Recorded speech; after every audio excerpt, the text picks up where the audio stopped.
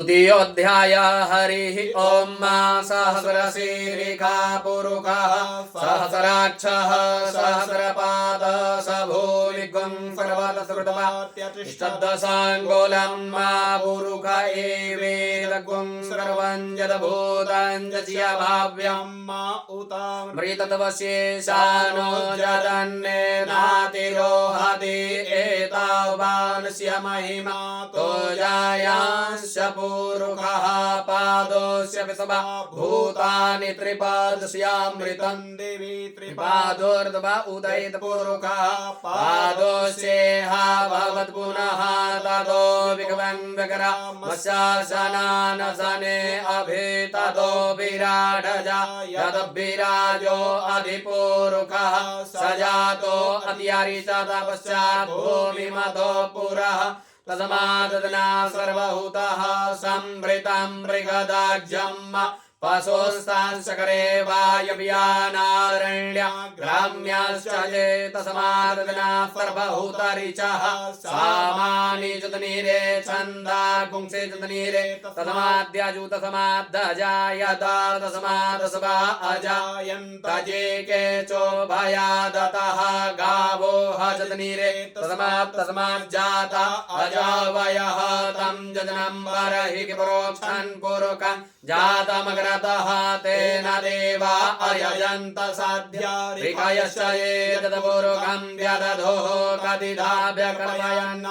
मुखं किमस्यासीत् किं बाहो किमोरोपादा उचेते ब्राह्मणोऽस्य मुखमासीत् बाहु राजन्यः कृतः ऊरो तदस्य यद्वैश्यः पदव्यां गुंसोदरौ अजायत चन्द्रमा मनसो जातचक्षोः सूर्यौ अजायत श्रोत्राद्वायुष्य प्राणस्य मुखात् नगिरजायत नाभ्या आसीदन्तरिक्षगुंसे स्मृर्यौहौ समवर्तता पृथिव्यां भूतरिसः स्रोतान् तथा लोकान् अकल्पयन्नाजतपुरुषेण हविषा देवा यज्ञमतन्वतभसन्तो स्यासीद्याज्यं ग्रीकमैदमः शर्धविः सप्ताशासन् परिदयस्त्रिः सप्तसमिदः कृताः देवा यदि यज्ञन्तन्वाना अवदनन् पुरुषं पशुम् जतनेन जतनमयजन्त देवासानि धर्माणि प्रथमान्यासन्नादेहनागं महिमानः सचन्द्र यत्र पूर्वे साध्याः सन्ति देवाः अदव्यः संवृतः पृथिव्यैरसा च विश्वकर्मणः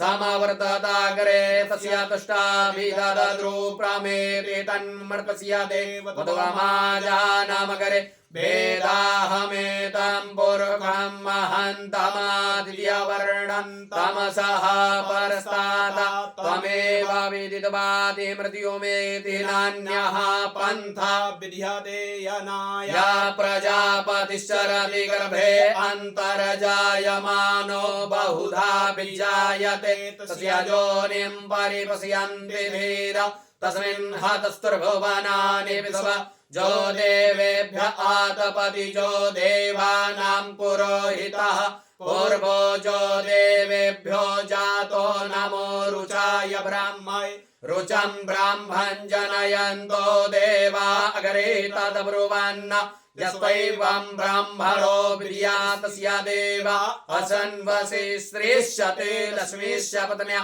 बहुरात्रे पार्श्वे नक्षत्राणि लोपमस्विनो व्यात्तं मायिषन्निखारां मुम्म इखार सर्वलोकं इखार